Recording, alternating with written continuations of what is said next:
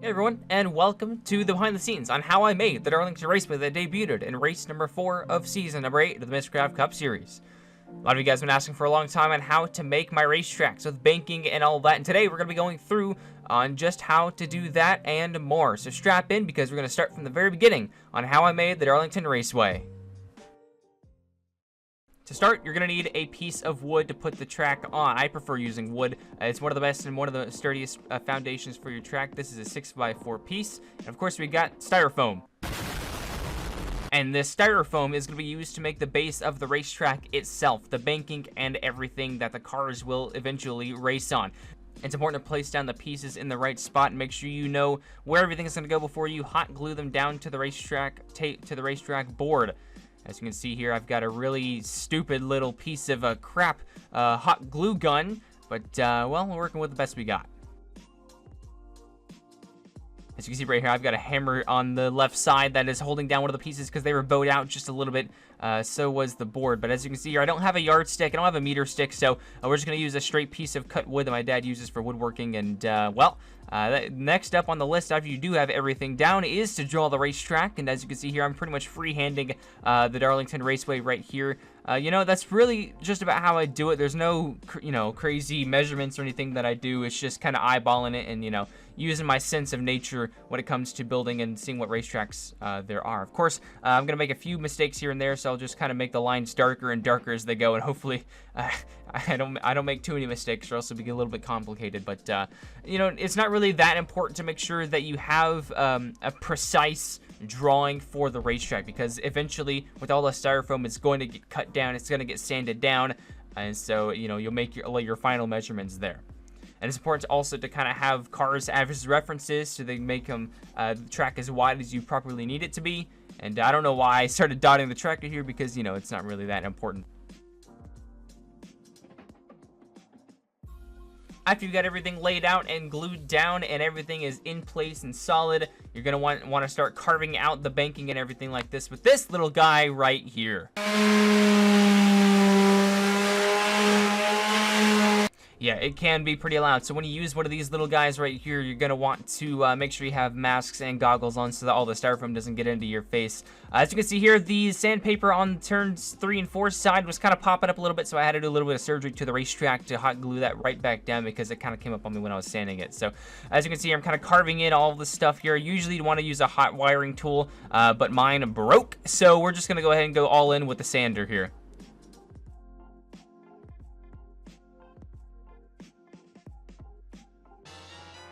Once you got everything sanded down and to your liking, you're going to want to use some sheetrock. This is my personal go-to for making the track as smooth as it possibly can and kind of feel like a racetrack, so it's not very spongy. Get yourself a nice little glop and put it on there. Thin layers at a time. I recommend doing at least 3 to 4 layers of sheetrock mud. Now make sure it dries all the way before adding on a second, third, and fourth layer.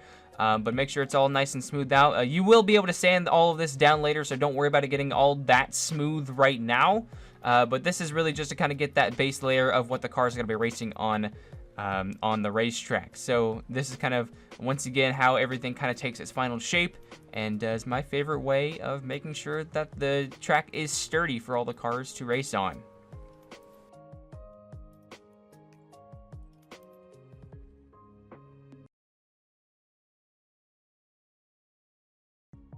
Well, after we got that done, like I said, we got to sand it down. You can see I've got a lot of ridges and stuff here, but slowly but surely, after you do a little bit of hand sanding, you can easily get that down to a smooth racing surface. Now, the best part about after sanding down some sheetrock mud is blowing it all out. Oh, that's satisfying. Then comes the painting. This is another very fun part of mine, and this is also kind of where I started to try something new with the racetrack kind of detailing and coloration, and boy did it work. Adding in some brown colors will kind of make the track look like it's been used, look like it's more worn out, and man, this is one of the coolest things that I figured out how to do, and man, it looks like there's been a lot of oil and stuff, especially with the porous racetracks like Darlington Raceway. The older surfaces will have a little bit of an off brown color look to them. And man, this is a great way to go, and especially if you want to make the tracks look more realistic.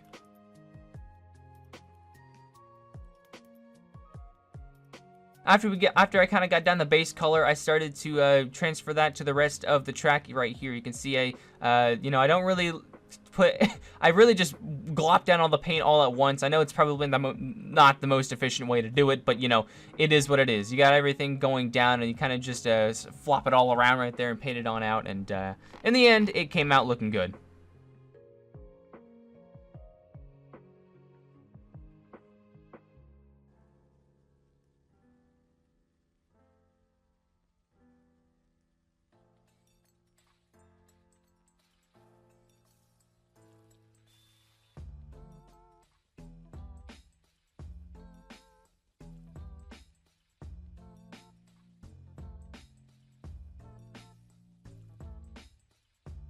So before all the paint dried over in turn number 2, I quickly started to slap on some of the darker colors to kind of make that little repaved area that they did back in 2021. I say back in 2021, but it was literally just a year ago.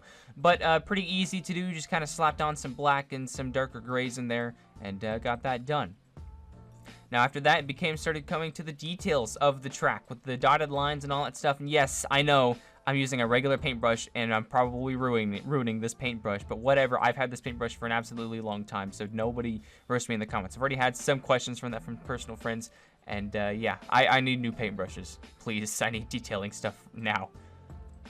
But in the end, of course, just using regular paintbrush and kind of just stippling on the white dotted lines there in the corners, didn't really look all that bad. So after I got that done, and the yellow lines as well coming in and off of pit road, went ahead and added all the black area right next to the inside pit wall there on the front straightaway for where all the sponsors go. And the last thing that kind of tied the entire thing together is the walls of the racetrack. Now, a lot of people ask me what I use for my walls. It's literally just a cut-up poster board that you can buy for like $2 at Walmart.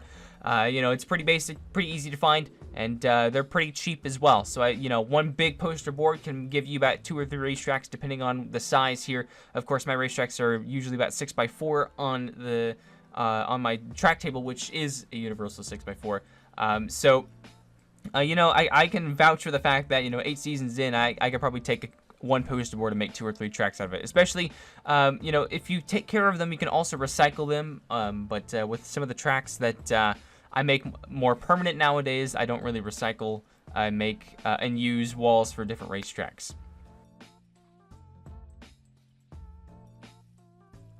So next up is the part that was the absolute roughest for me. As you can see, I wasn't using my little piece of paper that's supposed to block paint from getting on the racetrack very well, and that ended up biting me in the butt because I ended up painting the racetrack red multiple times. So I had to repaint the racetrack itself with some off colors, but in the end, it turned out pretty good. Next up is the trees, and boy, this one's a pretty fun part because it kind of brings the track to life. These model trees you can find pretty much anywhere at craft stores and online as well. And the cool thing is with styrofoam racetracks and stuff like that, you can actually just poke the trees into the styrofoam and they just stick straight up. No glue required. It's absolutely amazing. Once you got the trees down, it's all back down to the decorations on the inside and outside of the racetrack. Once again, all the little knickknacks and all that fun stuff here and there. All the cones and the little pit boxes and buildings and flags and all that such going into the infield. Kind of brings the racetrack to life. Makes it look like a racetrack that's getting ready for a race weekend. And man, this one turned out pretty good. Next up is the fans. You gotta have some fans, especially with some campers and stuff. You can find these guys on these little guys right here by just searching up little model campers, 1/64 scale. Next up is putting all of the people around and such like that. And putting them in the ground is something that looks a little weird in the end, but it is what it is. You got your foam finger fans, you got your grilling buddies who keep leaving their grill tops on the ground. Anyways, and then you get your guys, punching the air, screaming at their favorite driver, throwing footballs around, and man, that's a bunch of good-looking people right there. Next up is putting all the signs and sponsorships on and around the racetrack. So I used some old corkboard to kind of shape to the 4 little sponsor signs that we're going to put outside of turn number 2 right there. Cut out 4 individual and identical sized ones. So after you get all those guys glued onto the corkboard, you can see I stick in a toothpick into their butt and then stick those into the styrofoam to kind of make them stand up on their own. Once again, without any sort of glue or anything, so once I put the track into storage, it's a lot easier to take those down and just put those to the side. Last but not least is putting down all the little tidbits on the front straightaway here. Of course, using just a regular old glue stick works completely fine for putting all this stuff down to the racetrack. It also saves from like gleams from any scotch tape or anything like that, and just looks very clean. Same thing here for all the logos and stuff as well. And once you've got all that stuff down, it is done, and the track is complete, and we can move on to the glamour shots. Help me!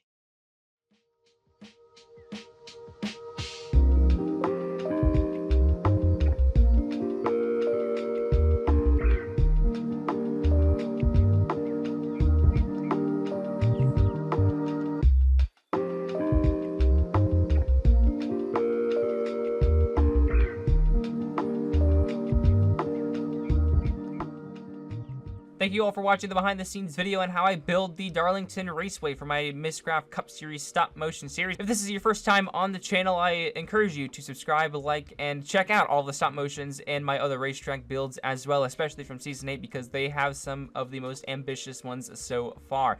And that's it here from the Miscraft channel. Hope you guys enjoyed the video once again. And, well, until next time, I'll see you later.